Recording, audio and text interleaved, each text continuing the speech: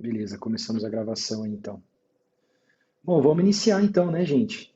Bom, sejam todos muito bem-vindos. Estamos iniciando aí a discussão de mais um capítulo de livro, no caso, o capítulo 6, né, do livro do Sports Injury Research, que tem como título, peraí, que eu estou chegando lá, Statistics Used in Observational Studies. Então, acho que o último capítulo que foi discutido foi sobre método, né, de estudos observacionais, não foi isso? Acho que foi. E Foi. agora a gente fala um pouco dos métodos aí, não métodos de condução de estudo, mas agora mais específico dos métodos estatísticos que são utilizados nesses tipos de estudo, né? Pelo menos as métricas mais comuns. E, bom, o que eu queria propor para a gente iniciar essa discussão, hoje eu estou por aqui, hoje eu vou moderar a discussão, tá? A não sei que, assim, fiquem à vontade de entrar como quiserem, aí se alguém quiser pegar a moderação também, fica totalmente à vontade, lembrando que agora a ideia é a gente sempre ter uma discussão um pouco mais aberta, né? Para poder puxar um pouco essa ideia da discussão um pouco mais aberta, eu queria fazer um round table aqui e perguntar para vocês duas coisas. Uma delas, o que vocês mais gostaram do capítulo? Quando eu falo gostar, não necessariamente no sentido de achar legal, mas sentir assim, sentir que foi útil, que foi, cara, isso aqui foi muito bacana eles terem trazido, nunca tinha visto isso por esse prisma e tal, isso foi legal, por exemplo, né? E o que ficou de mais difícil, assim, o que ficou de tipo, cara, isso aqui tá osso, isso eu não consegui entender, tá bom? Vamos fazer esse round table aí, é lógico que alguns de vocês podem estar em ambientes que não permite aí talvez ligar o microfone e tal, mas a ideia é que se der, todo mundo participar, tá bom? E eu vou começar aqui pela ordem com que os participantes aparecem para mim aqui na lista, tudo bem? A primeira que aparece é a Pamela. Vamos lá, Pamela? Ixi, olha aí, já lascou já. Então, eu não consegui ler, né, o capítulo inteiro, mas o que eu acho desse livro é que ele é bastante didático, assim, então ele define as coisas sem muitos rodeios, sem usar definições longas, né, então ele é bem objetivo e ele é consistente, ele traz definições simples de entender para todos os termos, né, que ele usa. E a parte mais difícil, acho que foi quando começou a falar de logaritmo, não sei o quê, aí eu já comecei, meu Deus, já estava um pouco cansada, né? Acho que até por isso não consegui ler o capítulo inteiro, mas eu gosto disso, que ele sintetiza vários pontos muito importantes que a gente usa muito e que a gente lê muito, né, nos artigos, de uma forma fácil de entender. Beleza, legal. O André não está podendo falar. André, se você quiser. Ah, não, é porque acho que ele teve um problema que não conseguiu ler. Bom, de qualquer maneira, se você quiser escrever alguma coisa, pode escrever, mas como você colocou aqui que tá meio que só como ouvinte, eu vou pular você, tá? Mas se você quiser, por favor, peça a palavra. Ana?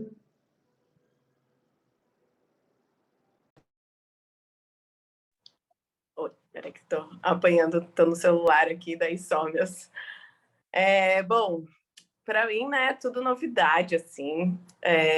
Vou confessar, né, que, na verdade, eu acho que muitos clínicos acabam fazendo isso, de chega na hora da estatística, ai, meu Deus, aquele desespero, né? Então, estão me envolvendo mais agora. E, literalmente, foi isso. A cada coisa que aparecia, eu tinha que ir atrás do conceito, assim, então, conceitos básicos, assim, né?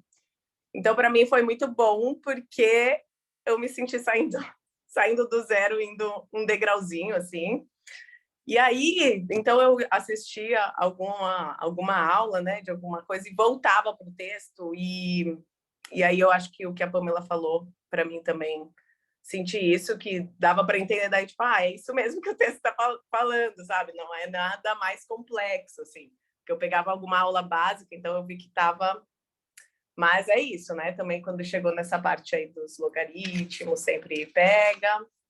E uma coisa que eu estou tentando fazer desde das últimas reuniões é de pensar na prática, na clínica, assim, o que eu usaria isso, né? Assim, por que entender de probabilidade Me chamou bastante atenção, eu assisti um sobre aquela distribuição de Poisson e tipo, me fez muito sentido, assim, de pensar enquanto a gente...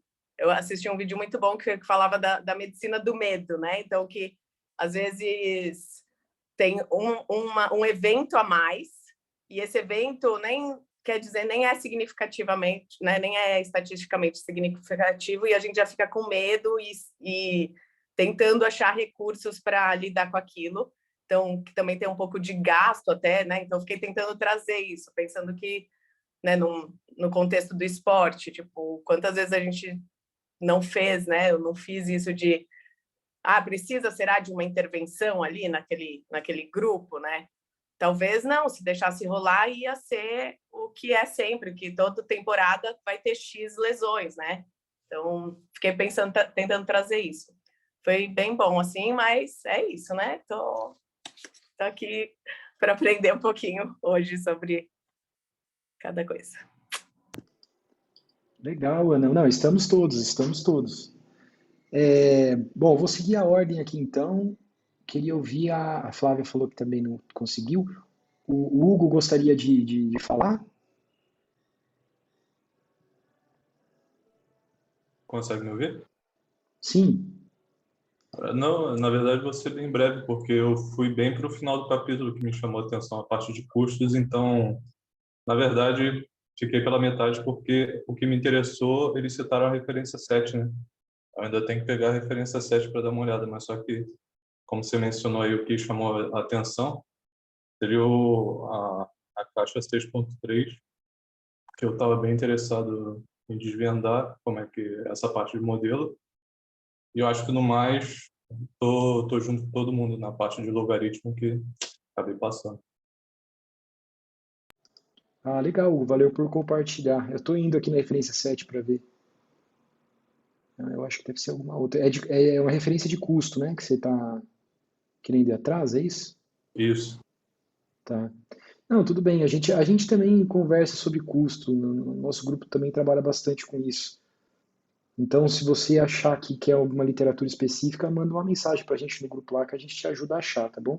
Se precisar, né? Se precisar. Às vezes você está aí com o controle da situação, mas como a gente é um grupo aí, a gente está aí para ajudar também a achar as coisas caso. Enfim. Opa! Ah, tá, a Lúcia está sem microfone, então não tem problema, tá, Lúcia? Eu vou pular você. Mas o interessante da tua fala, Hugo, é que até agora a gente estava, todo mundo falou de algumas coisas interessantes da parte mais básica da estatística, quando a gente fala de medidas, medidas, vou falar assim, provenientes de situações, vamos dizer assim, não numéricas, né, para poder sumarizar efeitos clínicos, né? E aí, quando a gente vai para a parte de gravidade de algum desfecho, né, a gente não necessariamente precisa ficar preso a essas medidas. E custo é uma das medidas de gravidade ou severidade, né, não sei qual que é a palavra mais correta no português, no inglês é severity, no português eu acho que é gravidade, quando a gente fala desses desfechos. Mas legal, obrigado, Hugo. Então o próximo é o Luiz. Bom, acho que o que eu mais gostei do capítulo foi, acho que a maneira como ele apresenta, talvez um pouco as vantagens, né, de cada medida. Ele cita várias medidas que podem ser usadas, né? E uma é diferente da outra, né? Talvez ele mostre um pouco as vantagens de uma em relação à outra. Uma coisa que me chamou a atenção que eu nunca tinha pensado é a equivalência da chance, né, com o risco quando você faz quando a incidência é baixa, né? Eu nunca tinha pensado nisso, achei bem legal. Mas alguns pontos do texto, né, para mim acho que foi difícil. Acho que alguns pontos do texto, não sei se é a maneira que ele explica ou se é por desconhecimento mesmo, eu fiquei confuso em algumas partes. Eu não vou conseguir citar nenhuma específica, mas algumas explicações assim quando ele coloca, fiquei na dúvida, né? Em algumas coisas, mas eu achei bem legal. Bacana, Luiz, valeu aí pelo feedback. Marcela, vamos lá contigo agora? Minha internet está um pouco ruim, então vou ficar com a câmera assim, que aí ele funciona melhor. Mas... Tranquilo. Olha, desafiador essa leitura. Foi o primeiro contato assim com esse tipo de leitura, né? Então, ainda mais em inglês, essa questão estatística, eu acho que me brecou muito assim para entender conceitos, coisas que enfim, nunca tinha prestado muita atenção como clínica, e fui na onda da Ana de começar a assistir vídeo para entender o que é cada coisa, né, as definições, para então as coisas fazerem mais sentido ali na leitura. Mas começou a chegar na metade, as palavras foram ficando mais complicadas, e isso foi desacelerando meu ritmo e parei minha leitura por aí. Fiquei viajando nos vídeos e ouvindo outras pessoas, vendo, né, outras perspectivas de definição para que então o texto se encaixasse mais assim para mim. Então também não sei se eu consigo contribuir muito aqui hoje, mas para absorver outras perspectivas de entendimento mesmo. Beleza, não, tranquilo. Valeu, Marcela. E aí tem o Pedro. Vamos lá, Pedro? Vamos lá, galera. Eu me incluo junto com as meninas, a Marcela e a Ana. Eu nunca tive contato com explicações sobre estatística ao nível que o livro traz, embora tenha ido atrás um pouco de coisas mais básicas, certo? Então, quando ele começa a falar sobre logaritmo A menos logaritmo B, as coisas começam a confundir bastante na minha cabeça. E eu estou nesse mesmo barco de ter mais explicações sobre esses processos, óbvio que... Porque ele explica muito a construção de o que é a chance, o que é o risco, então ele vai explicando ponto a ponto estatisticamente como eles fazem esses cálculos para chegar ali no final. Tem isso também.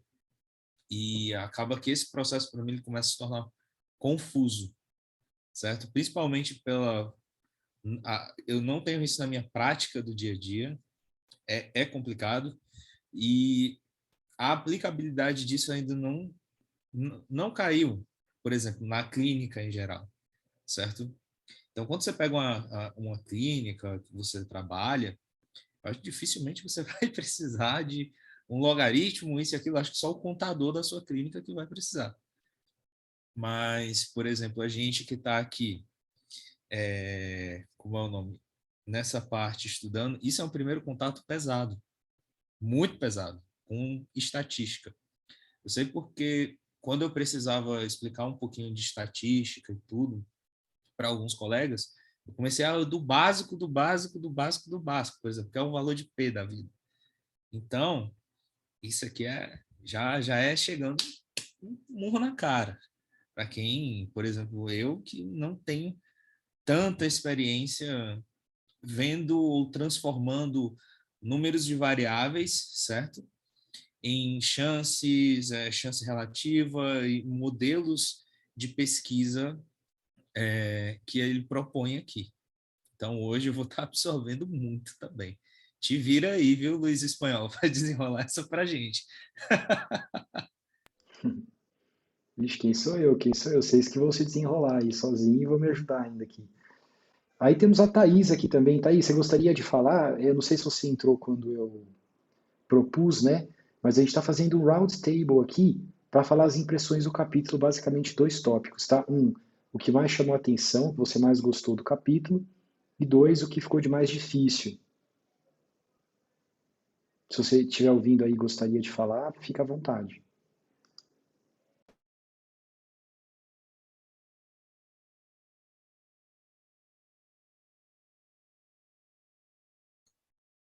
Dá para ouvir? Sim. Oi, eu não vou conseguir ligar minha câmera, que eu tô com um certo problema. Mas eu tenho que admitir que, na verdade, eu fiquei bem perdida no capítulo. Acho que vai ser uma coisa que eu vou ter que buscar, né, por minha conta, e aprendendo do zero. Mas acho que é isso. o que eu tenho para falar. Não, beleza, tranquilo. Obrigado, viu, Thaís? Bom, gente, legal. Deixa eu ver a ordem. Indo pela ordem do capítulo aqui, ixi, voltei tudo. O capítulo, na verdade, ele parte do pressuposto que a pessoa que está lendo, ela entenda as questões de matemática, de álgebra, assim, mais básicas, né? Mas é lógico que se a gente não usa sempre essas coisas, ela pode ficar um pouco fora, assim, do radar. Aí eu posso tentar explicar para vocês um pouco a questão do logaritmo. Enquanto vocês estavam falando, eu estava rapidinho aqui buscando algumas coisas para poder mostrar. Mas tem essa parte que é uma parte não fundamental para o entendimento das medidas em si, e sim dos cálculos, tá? Mas não da medida em si. E tem uma parte que é assim, mais de interpretar o que são as medidas em si. Né? Aí eu queria saber o que vocês preferem, por onde a gente começa. A gente começa pelas medidas em si, que eu acho que seria mais fácil para a gente entender. Ou a gente começa pelas métricas mesmo, pelos cálculos. A gente não precisa ir a fundo nos cálculos, tá? Mas como eu estou vendo que mais de uma pessoa falou que teve dificuldade com essa questão de logaritmo, a gente pode talvez pincelar um pouquinho a questão do logaritmo, por que o logaritmo, o que isso está fazendo aí, né, durante a nossa discussão de hoje. E aí, vamos por onde? Pelas medidas, acho que fica mais tranquilo, né? Beleza, falar do risco, odds e tudo mais, né? Luiz também. Beleza.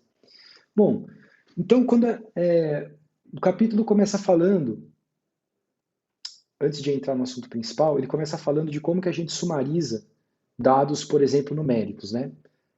Então, por exemplo, se eu tenho um dado numérico que eu quero sumarizar, e aí, olha só que interessante, né? Será que eu vou usar isso na clínica? Talvez vá. Imagina que você tem uma série temporal do seu paciente na questão de mensuração de dor.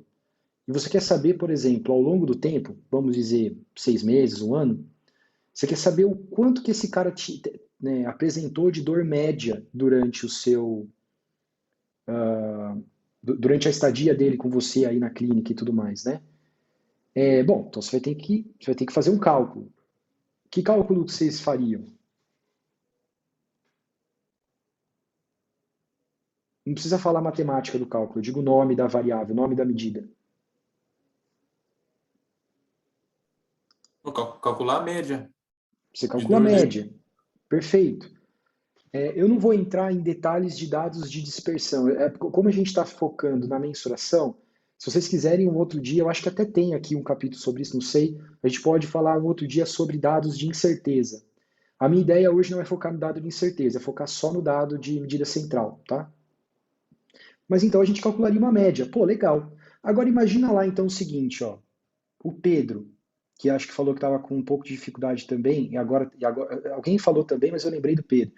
Falou que estava com um pouco de dificuldade de entender quando que utilizaria na prática, por exemplo, alguma dessas mensurações. Então vamos dizer, Pedro, que você é fisioterapeuta de um time de futebol.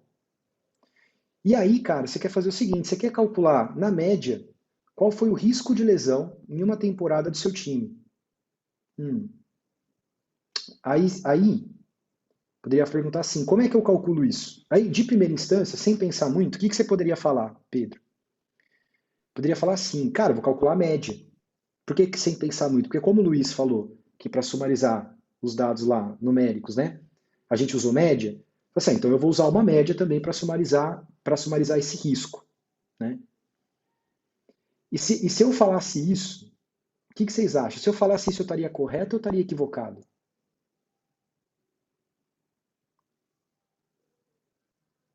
Usar uma média como chance de acontecer?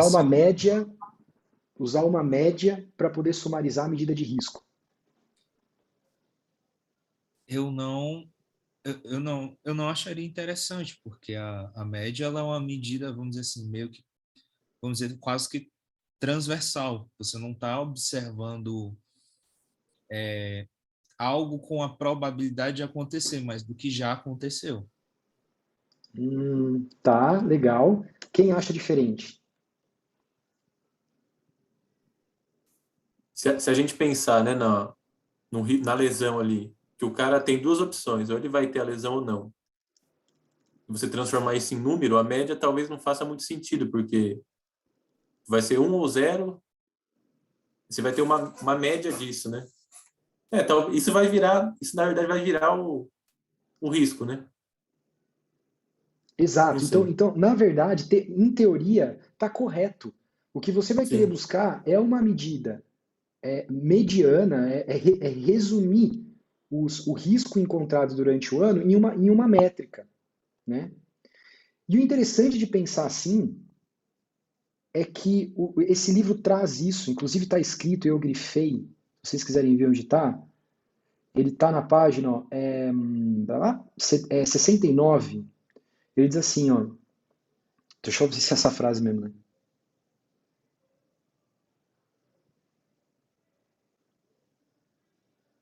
A média da variável que você está calculando o risco, a média dessa variável de indivíduos é proporcional ao risco naquele grupo. Uau! Então, ó, a média daquela variável é proporcional ao risco daquele grupo. Sabe o que isso quer dizer? Quer dizer o seguinte. Por favor, me digam se vocês observam o meu RStudio aí. sim, Sim? Então, o que eu vou fazer aqui? Eu vou criar uma variável chamada risk, tá? Opa. E essa variável chamada risk, eu vou fazer o seguinte, eu vou colocar 10 valores, tá? Eu vou colocar os seguintes valores, ó, 0, 0, 1, 0, 0,1, 0, 1, 2, 3, 4, 5, 6, 7, 8, 9, 10. 1, 2, 3, 4, 5, 6, 7, 8, 9, 10. Beleza? Então, o que eu fiz aqui? Ó? Eu criei uma variável chamada risco. E essa variável chamada risco, ela tem 10 observações. Tudo bem até aqui? sim. A frase dizia, então, a frase dizia o seguinte: a média da variável, ela é proporcional ao risco daquele grupo, desse grupo risco que eu calculei aqui. Tudo bem? Vamos fazer um teste? Vamos tentar literalmente fazer o que a frase disse? E vamos tirar a média desse valor? Vamos tirar a média desse valor. A função para tirar a média desse valor no R se chama min, que é o inglês para média aritmética. Tá? Então eu vou calcular a média para esse risco. E olha que interessante. Deu 0,3. Interessante também que você fala assim, caramba, então de fato, a média representa o risco. Porque o que o Pedro estava falando, é o seguinte, não dá para usar média, porque nós vamos ter que usar uma medida de probabilidade. Então o que ele estava querendo dizer? Nós vamos ter que pegar o número de pessoas que tem o desfecho, que nesse caso aqui, nessa variável, está representado como número 1. Desses 10, quantos números 1s eu tenho? 3. 3. E qual que é o número total dessa população que eu chamei de risco? 10. 10, exatamente. 3 por 10. A hora que eu faço isso, eu tenho exatamente o mesmo valor. Né? Então, por que eu fiz essa brincadeira aqui? Para mostrar duas coisas para vocês. Essas medidas que nós estamos falando são medidas que sumarizam, que trazem uma média de alguma coisa. Então, média de risco, média de odds, enfim, essa é a ideia. Só que essa média, a gente vai ter que ver como calcular ela. O interessante é que quando a gente está falando de risco, propriamente dito, e aí a gente vai entrar na definição daqui a pouco de risco, se a gente tirar uma média aritmética dessa variável, ela bate com a própria probabilidade. E isso quer dizer o seguinte, medidas, variáveis, né, onde eu tenho essa dicotomia 0 e 1, e tem que estar como 0 e 1, porque senão não dá certo, tá? Mas se tiver uma variável dicotômica codificada em 0 e 1, essa variável tem dupla classificação. Ela pode ser classificada tanto como numérica, contínua no caso, tanto quanto uma variável categórica dicotômica no caso, porque tem dois níveis. Tá? Então, a variável dicotômica ela é um caso especial na estatística, ela consegue entrar nesses dois grupos de variáveis. Até aqui tudo bem? Beleza. Aí então, agora, deixa eu... Opa! Legal. Agora, mostrado um pouco a mecânica do que a gente está falando, então o risco, ele tenta sumarizar, ele tenta trazer uma média de alguma coisa. Que coisa é essa? O que quer dizer risco? Né? Agora, do ponto de vista teórico, né, a gente já viu basicamente o que é risco do ponto de vista de cálculo, e a gente calculou o risco de duas formas diferentes, com aquela variável que eu montei lá, mas a gente não definiu formalmente o que é risco. Baseado no que vocês leram nos artigos e buscaram e etc., como que a gente pode definir risco?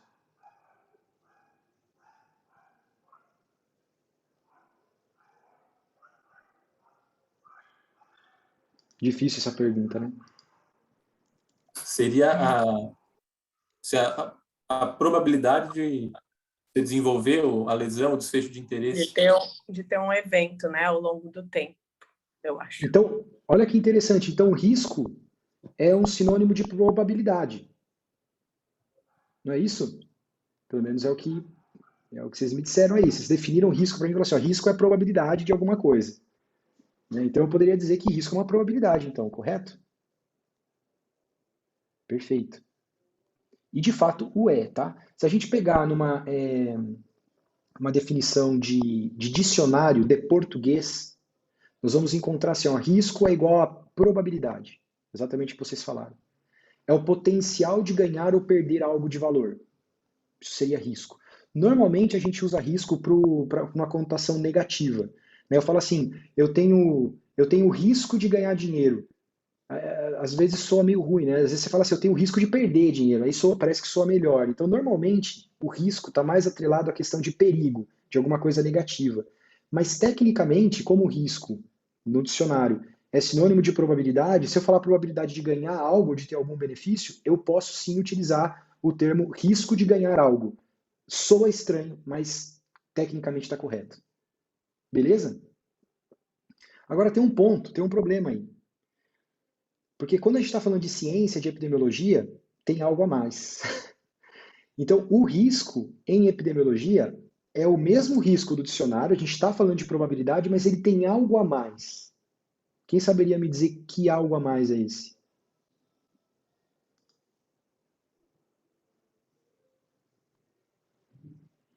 Ele tem um período de tempo ali, você está Perfeito. observando, né? Perfeito. Ele tem uma ideia de tempo atrelada à própria medida. Ele não precisa estar explícito no cálculo, porque você viu que a gente calculou o risco ali e a gente não usou não usou dentro do cálculo nenhuma medida explícita de tempo. Mas a interpretação daquele dado que a gente calculou, ele traz consigo uma interpretação temporal, tá? Em outras palavras, em epidemiologia, risco é uma probabilidade, mas é uma probabilidade específica. Que probabilidade específica é essa? Incidência. A gente já discutiu prevalência e incidência aqui no grupo, né? Se eu não me engano. Então, quando a gente fala de incidência, a gente está falando de risco. E por quê? Porque a ideia de risco, ela tem atrelado isso que o Luiz falou. É o tempo até o desfecho acontecer. E esse tempo ele não precisa ser calendário, mas esse tempo tem a ver com a exposição. Então, no capítulo, vocês ouviram toda hora o cara falando exposição, grupo exposto, parece que fica uma confusão. Mas por que é importante falar sobre isso quando está se falando de risco, né? Porque a definição epidemiológica de risco tem essa exposição atrelada a ela. Eu preciso de uma exposição para poder ter risco. Se eu não tiver essa exposição, essa probabilidade que no português eu posso chamar de risco, na epidemiologia, não necessariamente. Não necessariamente. Por exemplo, a prevalência. Se eu calcular uma prevalência, que também é uma probabilidade, ok? Prevalência também é uma probabilidade, mas como a interpretação da prevalência não tem a ideia de tempo longitudinal, e sim a probabilidade num ponto do tempo, né? Então eu não sei o que está vindo antes, o que está vindo depois, eu só sei o que está acontecendo naquele ponto do tempo, Eu não posso traduzir essa medida automaticamente quando eu estou falando em epidemiologia e chamar ela de risco. Beleza? Tudo bem até aqui?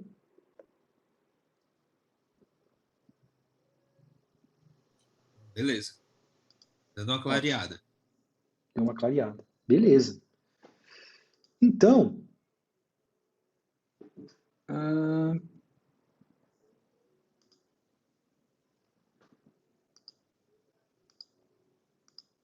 então vamos lá. Eu tenho um negocinho aqui e falo assim, ó, o que é risco? Risco é o seguinte. Vamos imaginar que eu tenho dados aí zeros e uns, e além do dado de lesão, ter lesão ou não, classificado em 0 e 1, eu tenho isso em subgrupo. E esse subgrupo é relacionado à variável sexo. E vamos supor que eu quero ver o seguinte aqui, eu quero ver quem tem maior risco de desenvolver lesão, homens ou mulheres, nesse cenário que eu estou trazendo aqui para vocês. Tudo bem até aqui o cenário? Beleza. Sim. Então eu montei essa tabelinha, a gente chama a tabela 2x2, fala, pô, mas 2x2 por que esse tem 3 colunas? Não, mas é porque o total, normalmente a gente não conta. O total é só para ajudar nos cálculos. Ela chama 2x2 porque normalmente esses dados marginais aqui, eles não estão. Ele só está a meiuca. Eu trouxe os totais aqui para facilitar a gente no cálculo, tá? É por isso que chama 2x2. Tem 2 colunas e 2 linhas. Beleza?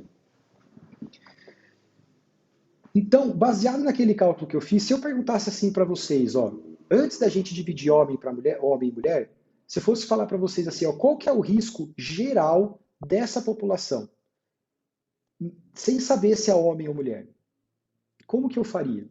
Quais os números eu utilizaria na minha conta?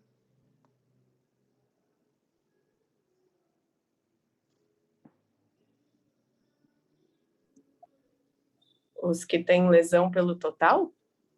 Os que têm lesão pelo total. Você consegue buscar nessa tabela todos os que estão lesionados? E me falar um número? 189? Não. Acho que é, né? 189. Beleza, 189 são todos que apresentam uma lesão, correto? Correto. Então seria, pelo que você me disse lá, 189 dividido por quem? Pelo total da população, 339.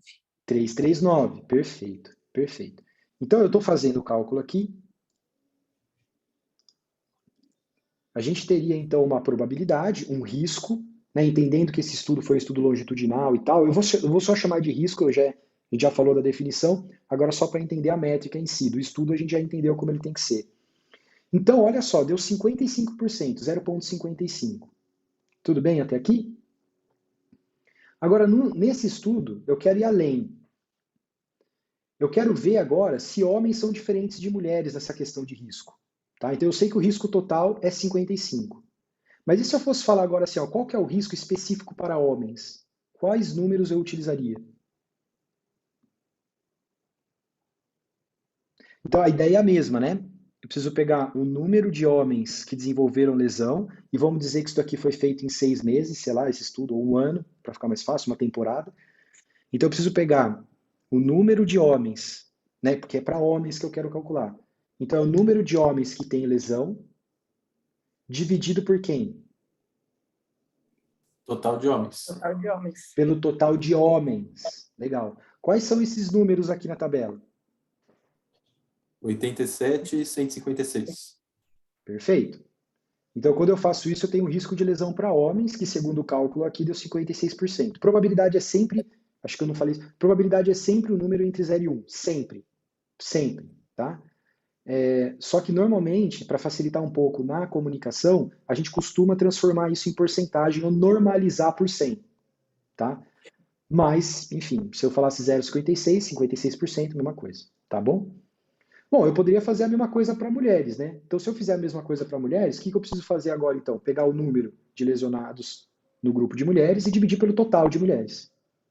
Nesse caso, também deu 56, correto? Então, se eu parasse aqui e voltasse para a minha pergunta era, será que homens e mulheres têm riscos diferentes? Né? Eu poderia parar aqui para responder essa pergunta, concorda? Porque quando eu olho para os dois, o que está acontecendo aqui? Os dois têm 56%. Então quer dizer que os dois têm o mesmo risco de desenvolver lesão, nesse meu estudo aqui. Concorda comigo? Acho que não. Não sei. Acha que não? Porque o número de mulheres e homens é diferente. Ah, não sei, acho que é. Não, é verdade, o número de homens e mulheres é diferente, verdade. Isso é um Número fato. de lesão também, de novas lesões também. Então, mas Não? a proporção é a mesma. Tá. É isso que eu estou querendo dizer. Então, por exemplo, se eu tivesse uma população de 100, 56 estariam lesionados. Se eu tivesse uma de 1.000, 560. Então, assim, proporcionalmente é a mesma coisa. Proporcionalmente.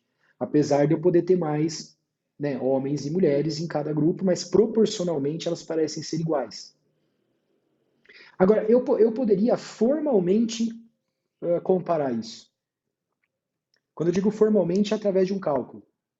Formalmente, né, em vez de só olhar, tudo bem, aqui eu consigo, mas se eu quisesse formalmente calcular isso, poderia fazer. Basicamente, para risco a gente tem duas formas. Normalmente, quando a gente compara valores, como que a gente faz? Eu quero comparar um grupo com outro, o que a gente faz? Subtrai um do outro? Poderia subtrair um do outro.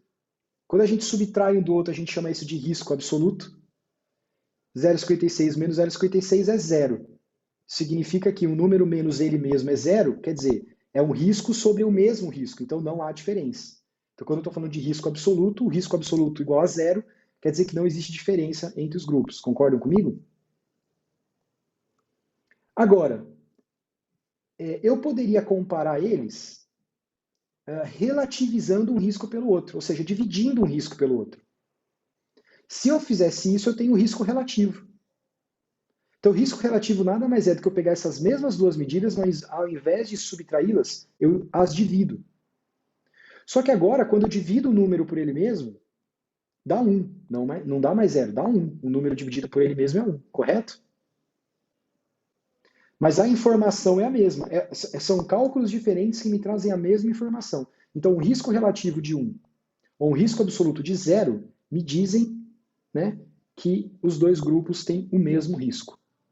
Quando eu tenho risco individual em cada grupo, eu chamo de risco mesmo. Quando eu comparo dois riscos, então aí ele recebe um outro nome, ou é risco relativo, quando eu estou dividindo um pelo outro, ou é risco absoluto, quando eu estou subtraindo um do outro. Beleza até aqui? Então, basicamente, se eu conseguir ser feliz na minha explicação, a gente desmistificou as medidas de risco propriamente dito. Correto? Alguma dúvida aqui?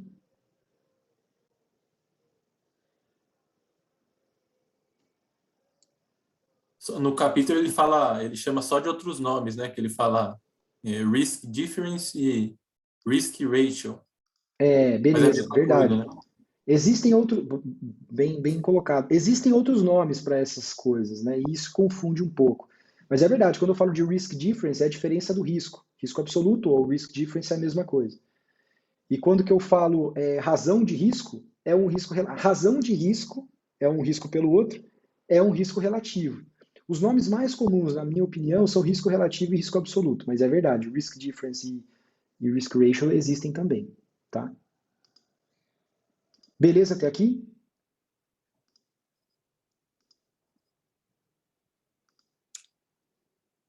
Eu acho que na prática não fiquei na dúvida quando eu uso risco relativo e quando eu uso risco absoluto. Ou é só o jeito de calcular? Como é que é a pergunta? É que eu estava lendo a pergunta do chat aqui. Como é que é a sua pergunta, Ana? Que eu não entendi na prática quando eu uso risco relativo e quando eu uso risco absoluto. Ou é só uma forma de representar, de representação? É só uma forma de representar. Você viu que a informação Beleza. é a mesma? É a mesma, sim. Então é basicamente assim, eu faço um gráfico de barras ou um gráfico de linhas? Tá. Entende? A informação está lá. Depende de como você quer passar essa informação. Beleza. Dependendo do modelo estatístico que você usa, o modelo estatístico já tem isso pré-determinado. Então, às vezes, o que você tem que fazer é o treino contrário. Em vez de você escolher o que vai acontecer, é você saber, naquela modelagem estatística, qual que é o link da função que ele usa, para saber que quando ele te retorna o resultado, aquilo quer dizer, por exemplo, um risco relativo. E aí você sabendo disso, você sabe interpretar e até, às vezes, transformar, se for o caso. Sacou? Aí a Lúcia perguntou aqui assim, né? Se o valor de risco relativo for diferente de 1, o que que é? Bom, se for diferente de 1, né? Então vamos supor que homens estão no numerador e mulheres estão no denominador. Tá? Se o risco deu maior que 1, quer dizer que o numerador é maior que o denominador, concorda? Então quer dizer que o risco para homens é maior. Agora, se der um número menor que 1 e os homens estão no numerador, quer dizer que o número de baixo, o denominador, é um número maior. Então, nesse caso, se der menor que 1, quer dizer que os homens têm um menor risco em relação às mulheres. E é sempre muito importante você saber quem está embaixo. Embaixo, quem está no denominador é a referência. E quem está no numerador é o meu grupo de interesse. Então, por exemplo, se eu tenho o grupo de intervenção e controle, intervenção vai estar sempre no numerador e o controle sempre no denominador. É muito importante você saber quem está em um e no outro. Porque se eu inverter, a conclusão é exatamente o contrário. Concorda? Então, se eu inverter, se eu colocar as mulheres em cima e os homens embaixo, aquelas conclusões que a gente tirou ao contrário, elas são exatamente o contrário. Tá? Então é muito importante saber quem está no numerador e no denominador. Mas basicamente é só lembrar da divisão. E aí é só lembrar do cálculo de divisão que a gente faz. Quanto mais a gente aumenta o denominador, mais a gente está fracionando aquele número, ou seja, o número vai sempre diminuir. E quanto mais eu aumento o numerador, mais aquele número aumenta, fica maior. Tá bom? Beleza? Aí, falando sobre risco, a gente tem uma outra medida de risco, entre aspas, mas ela não chama risco propriamente dito, tecnicamente falando, que é o odds do inglês, né? Que em português a melhor tradução para odds seria chance. O que é a chance? Gente, eu tenho a mesma tabela 2x2 aqui. É a mesma, tudo bem? E a gente falou o seguinte, que quando a gente quer calcular risco, o risco dos homens é esse que está mostrado aqui, correto? Beleza. Quando eu quero calcular odds, o que eu faço? Eu continuo tendo que calcular o risco para homens. Mas aí, o que eu faço? Eu calculo a proporção de não lesão para homens, ou risco de não lesão. É estranho falar risco de não lesão, por isso que eu coloquei aqui proporção de não lesão. Tá? Mas tecnicamente estaria certo falar risco de não lesão. Então, basicamente, o que eu fiz foi calcular, 1 menos 56, que dá 44. É o inverso, né, do que seria o risco para homens. Então, é a proporção de não lesão em homens. O que é a chance? A chance de lesão para homens é quando eu divido esses dois valores. Ok? Isso é chance. Como o denominador de ambos os riscos para homem, né, tanto o risco de lesão quanto o risco de não lesão, são os mesmos, eu poderia facilitar essa conta e dizer que a chance de lesão para homens é 87 dividido por 69. Ok? Por quê? Porque o denominador dos dois riscos é o mesmo. Mas tecnicamente falando, quando a gente pega na fórmula original mesmo, é na verdade o risco de 1 pelo risco do inverso desse 1. Tudo bem? Só que aqui eu calculei a chance para homens. Agora eu preciso calcular a chance para mulheres. Adivinha o que eu preciso fazer? Qual é o passo para eu calcular a chance para mulheres, então? Qual é o primeiro passo? Me conta.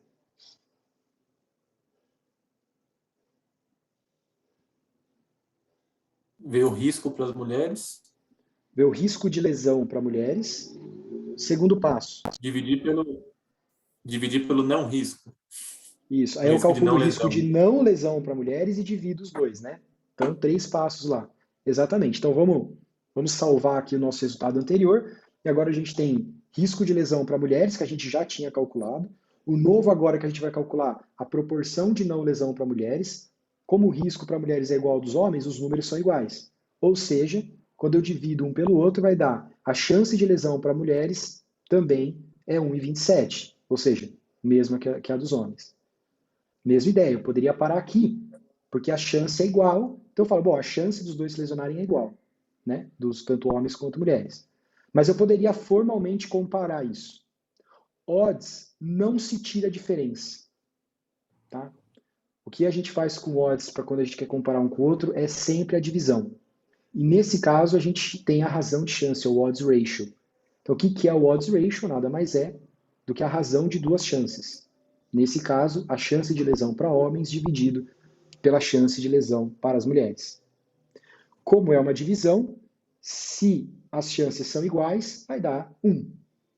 Se elas não forem iguais, vai dar ou um número maior que 1, se o numerador for maior, ou um número menor que 1, se o denominador for maior.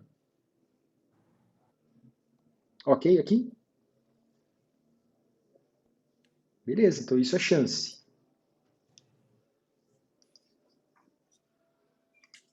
Deixa eu ver se tem alguma dúvida aqui. Beleza. No chat não tem. Vocês querem comentar alguma coisa aí?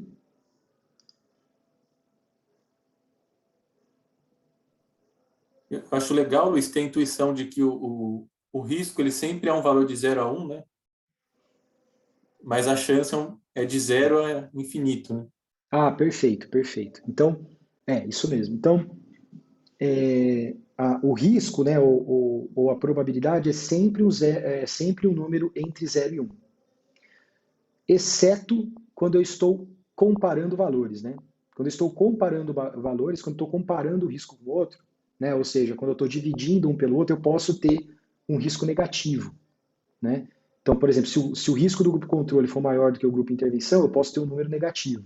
E aí, nesse caso, eu teria um número menor que 0. Tá? Então, quando eu estou comparando, é possível ter números fora dessa alçada. Mas se eu estou falando do risco puro, o risco é sempre um número entre 0 e 1.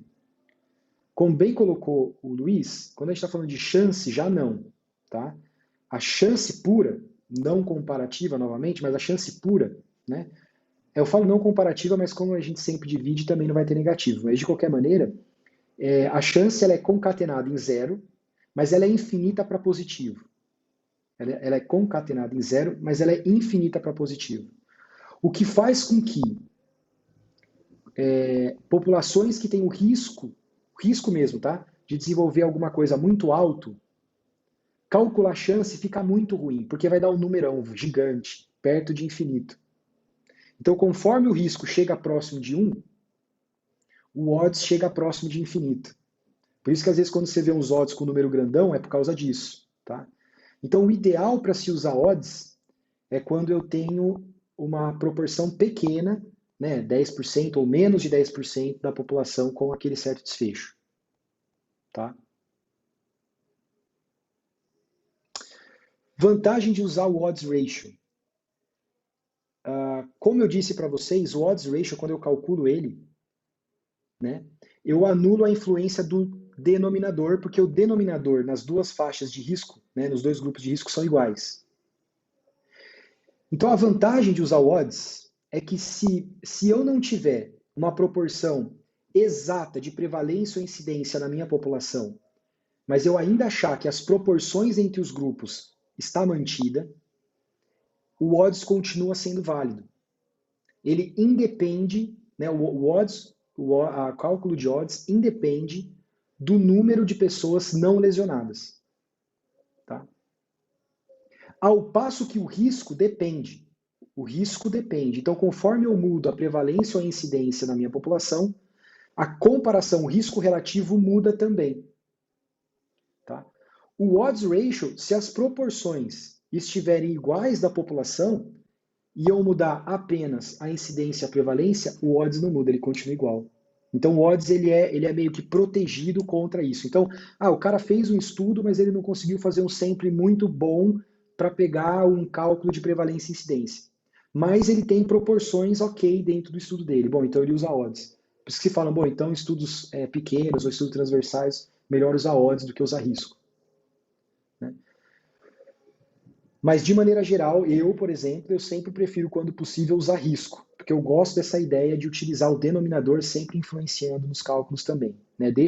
Usar risco deixa o estudo com uma validade externa maior, ao passo que usar odds deixa o estudo com uma validade interna maior. Tá bom?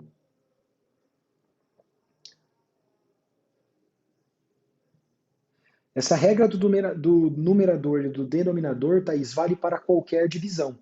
qualquer divisão sempre vai ter essa questão. O número dividido por ele mesmo é 1. Se o numerador é maior que o denominador, esse número sempre vai ser maior que 1. E se o denominador for maior que o numerador, esse número sempre vai ser menor que 1. Isso vale para todas as divisões. Como o risco é uma divisão, então vale para risco também. Tá? Mas também vale para odds, que também é uma divisão, como a gente viu, por exemplo. Tá? Beleza. Acho que a gente vai avançar um pouquinho no tempo, mas acho que não tem problema. A gente começou 10 minutinhos também, talvez a gente avance um pouquinho, beleza. A gente tem uma outra medida que essa é um pouquinho mais complicada de entender, que eles abordam no capítulo, que é a questão do hazard. Né? Então, assim, teoricamente, o que é hazard? Né? Hazard é uma função que descreve uma taxa condicional de ocorrência de um evento em determinado instante de tempo dado uma função de sobrevivência. É meio complicado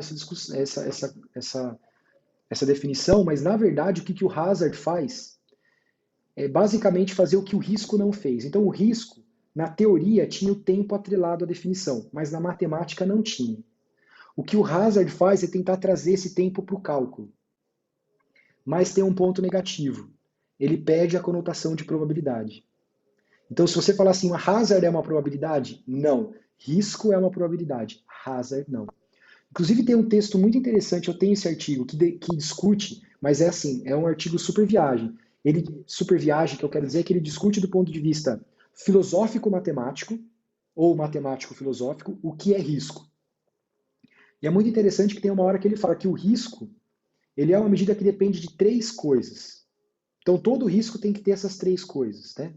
Ele tem que ter probabilidade, ele tem que ter consequência, por exemplo, uma lesão, alguma coisa assim. Né?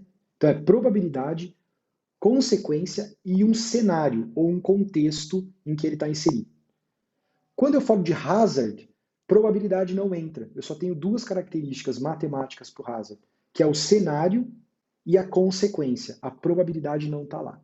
Que do ponto de vista filosófico, então, a gente começa a entender que hazard, de fato, não é uma medida de probabilidade. É uma medida de risco de lesão e tal, né? Risco, entre aspas, mas não é uma medida de probabilidade como o risco é por si só. Até aqui, beleza?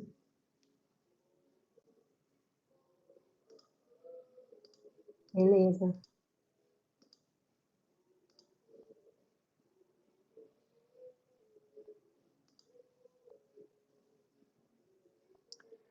Então, a gente viu que o hazard tem uma questão de função, o hazard é dado numa função de sobrevivência, e vocês já devem ter ouvido falar de análise de sobrevivência e etc. Né?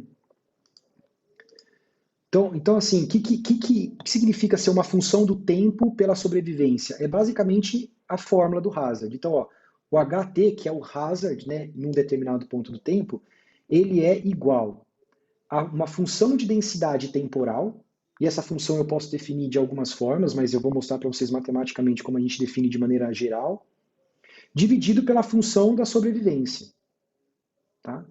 Se a gente estender esse cálculo, que é o que a fórmula de baixo traz, é basicamente isso. Então, por exemplo, essa última formulação matemática, né? Esse argumento que está... Vocês conseguem ver meu mouse? Esse argumento que está entre parênteses é o intervalo de tempo que eu estou calculando. Então, esse intervalo de tempo pode ser, por exemplo, 6 meses, 1 mês, 4 meses, enfim.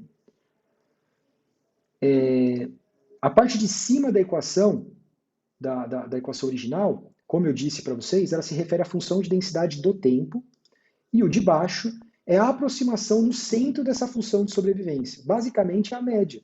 Eu tento calcular a média dessa função de densidade. E a função de densidade está dada com o numerador, a parte de baixo eu tento atingir, eu tento encontrar onde está o meio dessa densidade. Então lembra que todas essas medidas são medidas de média? Pois é, essa também é. E aí, para facilitar esse cálculo, até para poder eliminar algumas variáveis, como n, né, porque o n está multiplicando em cima e dividindo embaixo, então a gente pode cortar ele. Então, uma maneira um pouco mais simplificada é essa última versão aqui dessa equação. Bom, já entendemos que entre o primeiro parênteses aqui a gente tem o intervalo de tempo. O segundo parênteses é dado, então, pela aproximação, pela média do que eu tenho daquela função. E esse número de cima é o esperado do número de eventos naquele dado tempo. Bom, então vamos voltar para aquela tabela 2x2? A gente tem aquela tabela 2x2, e agora a gente vai setar um intervalo de tempo de 6 meses para poder fazer essa fórmula funcionar, porque agora a gente precisa colocar o tempo mesmo dentro da fórmula. É diferente do risco, que eu falo assim, bom, o risco, ele é uma medida que tem uma interpretação temporal. Legal. O hazard não é só a interpretação que é temporal, ele tem um cálculo temporal dentro dele, tá bom? Então, se eu fosse calcular o hazard agora para aquela mesma tabela 2x2, como que eu faria? O hazard de lesão para homens é a aplicação daquela fórmula para homens, então é o número de lesionados dividido pelo intervalo de tempo, que é 6, vezes. Aí eu tenho aqui o N total, que para homens, que é 156, menos meio vezes o número de novo de eventos que eu tenho para homens. E esse número dá 0,13. Ora, esse é o hazard para homens. Se eu quero comparar homens com mulheres, então eu preciso calcular o hazard para mulheres. É a aplicação da mesma fórmula, só que agora utilizando os números aí equivalentes a mulheres. A gente viu nos cálculos anteriores que o risco era igual e o odds era igual. Então, na teoria, o hazard tem que ser igual também, concorda? E batata, bateu, é igual. Então os números são diferentes, mas as proporções, tanto em risco, quanto em odds, quanto em hazard, são iguais. Adivinha como eu comparo hazard? Divisão. Quando eu faço uma divisão comparando dois hazards, eu tenho o que a gente chama de hazard ratio, ou razão de hazard. E essa razão de hazard, já que os hazards são iguais tanto para homens quanto para mulheres, ela é igual a 1, porque o número dividido por ele mesmo é igual a 1. E aquela interpretação do que é maior ou menor que 1 quando eu mudo esses riscos é a mesma para qualquer outra divisão que a gente já viu anteriormente. Beleza? Beleza. Ô, Luiz, para eu interpretar esse 1, eu poderia falar que o tempo médio durante esses 6 meses até ocorrer o evento num grupo é igual ao outro? Isso. Então você fala assim, o hazard médio em 6 meses de um grupo em comparação com o outro é o mesmo, ou seja, é igual a 1. Perfeito. Perfeito o que você colocou aí. Tá?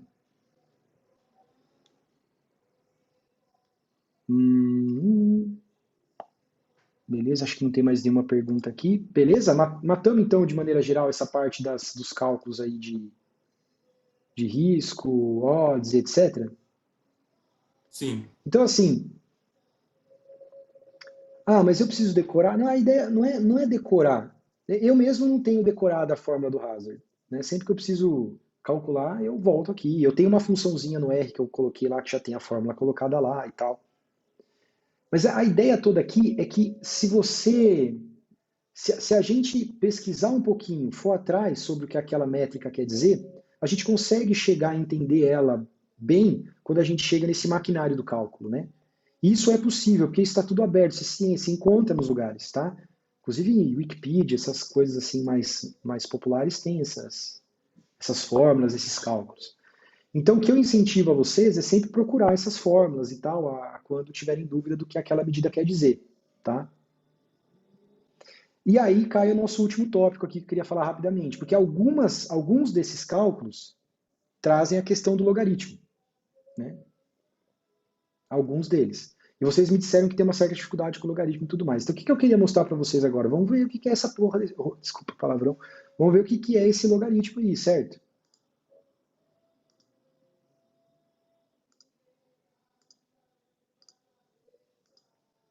Bom, vocês estão vendo o meu R de novo aí, né? Tá. Então eu vou colocar na tela aqui a definição de logaritmo do Wikipedia. Quem quiser acompanhar aí pode colocar no Wikipedia, mas não precisa, eu vou ler. Tá? Eu vou ler o primeiro parágrafo do que o Wikipedia fala que é o logaritmo. Tudo bem? Na verdade, é a primeira frase, né? Está escrito assim, ó. Na matemática, o logaritmo de um número é o expoente a que outro valor fixo, ou seja, a base, deve ser elevado para produzir esse número. Tá? E esse valor fixo, essa base, ela basicamente pode ser qualquer número. Tá? Quando o capítulo fala em logaritmo, e quando a gente quer falar de logaritmo de uma maneira normalizada, a gente precisa normalizar que base é essa. Então, por exemplo, se eu falar assim, qual que é o logaritmo de 3, Luiz? Luiz fala assim, não sei, cara, você precisa me falar qual é a base. Aí eu falo, qual é o logaritmo de 3 na base 10? Ah, beleza, agora ele consegue calcular. Entendeu a ideia? Agora, existe uma outra forma de normalizar, que é através de um número chamado número de Euler. Esse número de Euler, quer ver, ó? Número de Euler. Também tem no Wikipedia aqui o que é. É uma constante matemática. Ele fala assim, ó. No Wikipedia também, tá? O número o número de Euler, né, é uma constante matemática que é a base dos logaritmos naturais. Então, quando eu falo de logaritmo natural, que é quando a gente usa em estatística, então, o logaritmo que o capítulo está falando, você vê que ele nunca falou base nenhuma. Então, sempre que ele está falando logaritmo de alguma coisa, ele está falando logaritmo natural. Mas todo logaritmo tem que ter uma base. Então, quando eu falo logaritmo natural, qual é a base? A base é o tal do número de Euler. E esse número de Euler, o valor dele é aproximadamente 2,718. Tá? Logaritmo natural também tem um sinônimo, tem um apelido, que é logaritmo neperiano. Então, quando se fala logaritmo natural neperiano, eu estou falando a mesma coisa, ou seja, é um logaritmo que tem uma base específica. Que base é essa? É o número de Euler. No R, eu consigo trazer o número de Euler, teoricamente, quando eu faço a exponenciação de 1. Por quê? Exponenciação é o contrário do logaritmo. Eu já chego lá. Mas só para você entender, você consegue ver aqui embaixo que quando eu fiz, exponencia o 1 para mim, ele trouxe o número de Euler. Eu falei que aproximadamente é 2,718. Olha lá, 2,718, 282, etc. Né? É sempre bom fazer os cálculos assim em software estatístico, porque ele traz a ideia do número. Então, não importa quantas casas ele tem depois da vírgula, tá? Mas aí eu mostrei aqui para você o número para você ter uma ideia. Até aqui tudo bem? Muita viagem? Tranquilo? Então, olha lá, o que é o logaritmo? Né? Então, eu vou calcular aqui o logaritmo natural de 3. Se eu estou calculando o logaritmo natural de 3, quer dizer que eu estou calculando o logaritmo de 3 na base do número de Euler. Né? Então, é um logaritmo natural, logaritmo neperiano. Tudo bem até aqui? Então, se eu falar assim, qual que é o logaritmo natural de 3? Você sabe que a base é o número de Euler. E é uma constante que é caracterizada como logaritmo natural. Até aqui tudo bem? No R, eu não preciso. Essa função log, só log, a função implicitamente entende que é o logaritmo natural. Se eu quiser mudar a base, eu preciso mostrar na função qual é a base. Como eu não estou mostrando na função qual é a base, ele vai calcular para mim o logaritmo natural de 3. A hora que eu calculo o logaritmo natural de 3, ele me traz um número, que é 1 ponto blá blá blá. O que é esse 1 ponto blá blá blá? Ele é o expoente de quem? Da base do número de Euler. Então, quando eu pego o número de Euler e elevo a essa potência, 1.0 alguma coisa, o resultado que ele me dá é 3. Vamos ver se isso é verdade? Vamos lá. O que eu fiz aqui na linha de baixo? Eu peguei a base, que é o número neperiano, então eu só copiei aqui o número neperiano e trouxe aqui para cima, e elevei por esse valor que eu acabei de tirar do log. Em teoria, isso tem que dar quanto? Tem que dar 3. A hora que eu rodo isso, ele dá 2.99999, que é quase 3. Por que não deu 3? Porque eu copiei e trouxe o valor com algumas casas.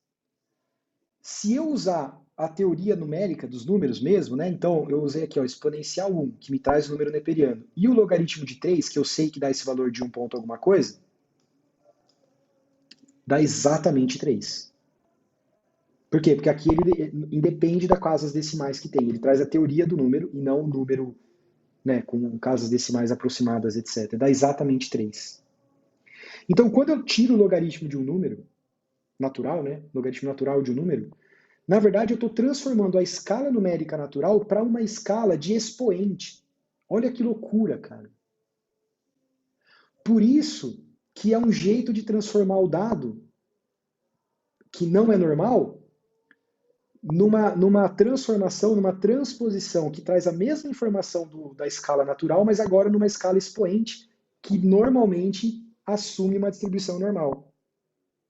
E aí eu consigo fazer os cálculos nessa nesse nível, e depois que eu fizer os cálculos, para poder, porque entender expoente é fogo, né? Ele sai da escala natural da variável.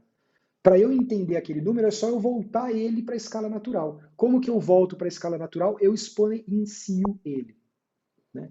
Então, se eu exponenciar esse 1, ponto alguma coisa, olha lá, ele dá o quase 3. Por que ele não trouxe exatamente 3? Porque eu não estou usando a teoria do número, eu estou usando o número que tem algumas casas decimais, mas ele tem mais casas decimais.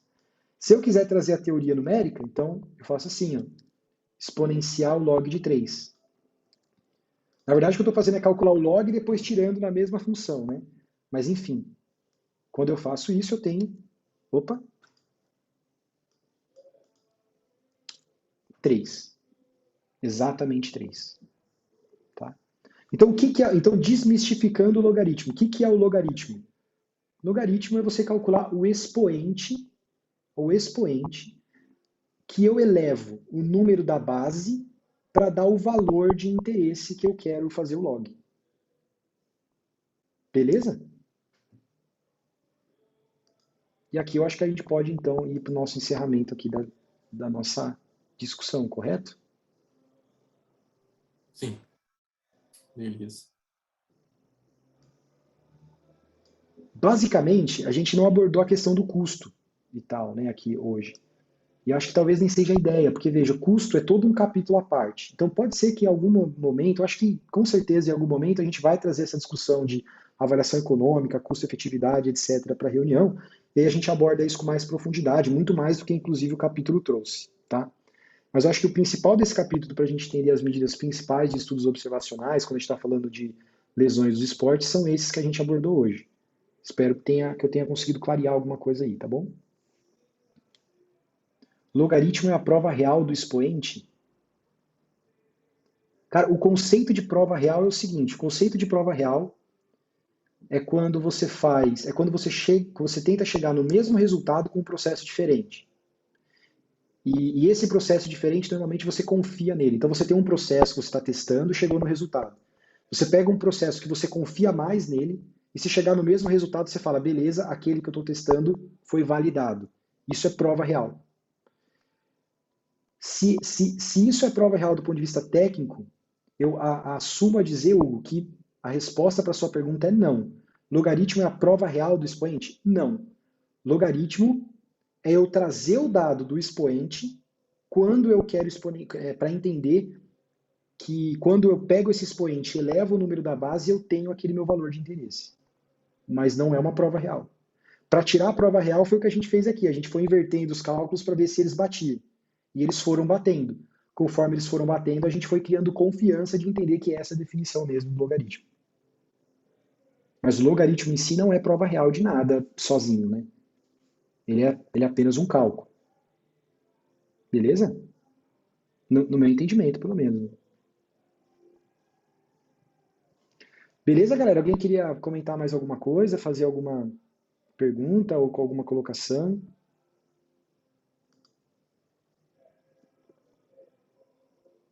Tranquilo, só agradecer, Luiz. Obrigadão aí pelas explicações. Foi ótimo. Eu acho que a gente tem ido mesmo pelas necessidades, né? Tem usado os textos como uma base para ver dali o que sai, o que a gente tem alguma dificuldade, alguma dúvida, né? Para ir esclarecendo. Acho que tem sido bacana. Beleza. Não, show de bola. Pode falar, Hugo. Vou ser bem breve aqui, cara. Só para trazer toda essa discussão para a prática, só vai ter abordagem de logaritmo se não tiver distribuição normal, é isso? Porque teve um momento da sua... Porque teve um momento da sua... Pode falar. Porque teve um momento da sua... Tá com um delay, eu acho. Desculpa, não quero te cortar não, mas vai lá. Não, porque teve um momento da sua fala que você falou sobre... que eu captei erradamente, eu acredito que a utilidade seria mais para uma distribuição normal. Talvez eu tenha viajado. Não, você não entendeu errado. Muitos dos modelos que a gente faz utilizam link em log. Isso significa que ele faz o cálculo em logaritmo. Por quê? Porque como o dado não possui distribuição normal, o cálculo dos modelos fica muito mais fácil se o dado tiver distribuição normal, porque a distribuição normal é muito mais conhecida. As propriedades, além de serem mais conhecidas, elas são mais fáceis de trabalhar, como outras distribuições. Por exemplo, a gama. Tá? Então, esses métodos de modelagem, por exemplo, transformam esse dado no logaritmo para poder fazer a modelagem. Né?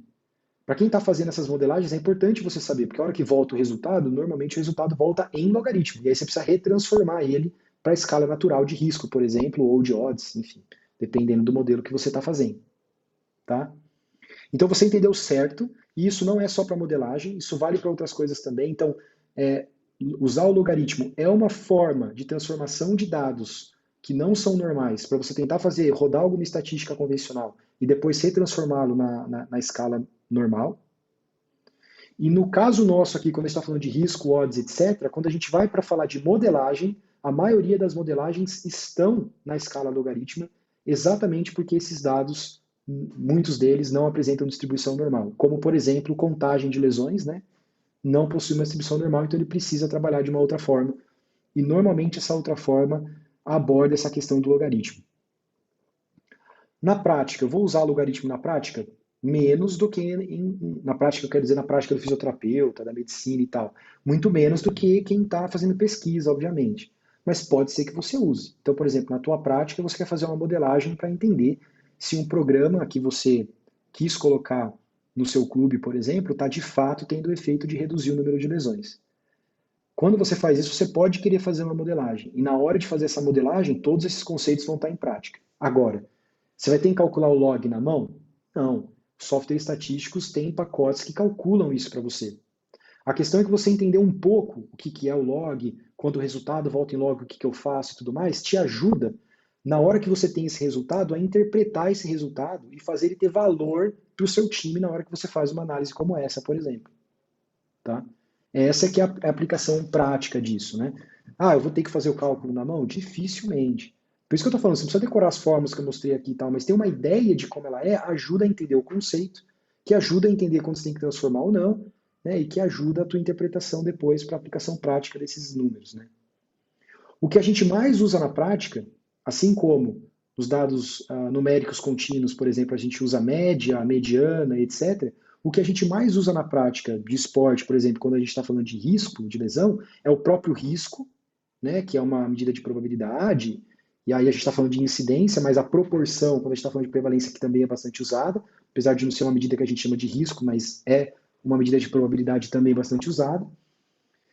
Odds é menos usado pela falta de entendimento do que ele é, mas até poderia ser usado na prática, tá? Mas assim, quando você está na prática com a população e seu controle, é até preferível que você use risco a usar odds. Então o risco é bem mais utilizado, bem mais utilizado. E acho que basicamente é isso, porque o hazard também dificilmente eu vejo as pessoas assim utilizar hazard de uma maneira tranquila, assim. Mas também é possível, né? Você quer ver o quanto que os indivíduos ao longo do tempo estão desenvolvendo lesão no seu grupo, um método interessante, né? De fazer isso ao longo do tempo, em vez de sumarizar o tempo todo numa medida, mas fazer isso ao longo do tempo e calculando para cada ponto do tempo específico, utilizar o hazard pode ser uma boa opção.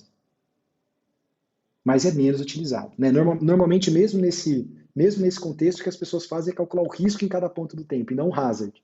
Né? Então, é o risco mesmo em cada ponto do tempo, e depois ou tirar uma média, ou até analisar o quanto que o risco altera entre si.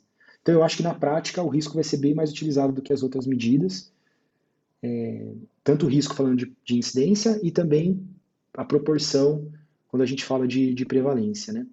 Mas é interessante a gente abordar esses temas até para poder entender o que os artigos trazem, mas também aumentar o nosso arsenal, porque por que não utilizar na prática, né? Não vejo por que não, mas é um desafio só pela questão que, para entendimento, eles são um pouco mais... Não sei se eles são um pouco mais complexos, né? Mas eles não são tão usualmente utilizados, por isso que a gente conhece menos e aí acha mais difícil na hora que lê, que estuda.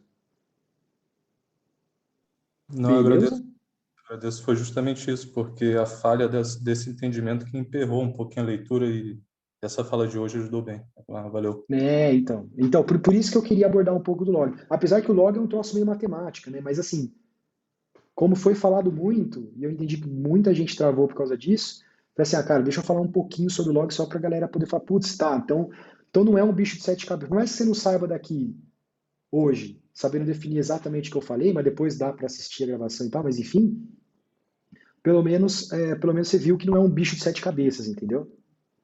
E com uma leitura ali do Wikipedia a gente consegue reproduzir esses logs e entender o que eles querem dizer. Beleza, gente? Mais alguma coisa aí?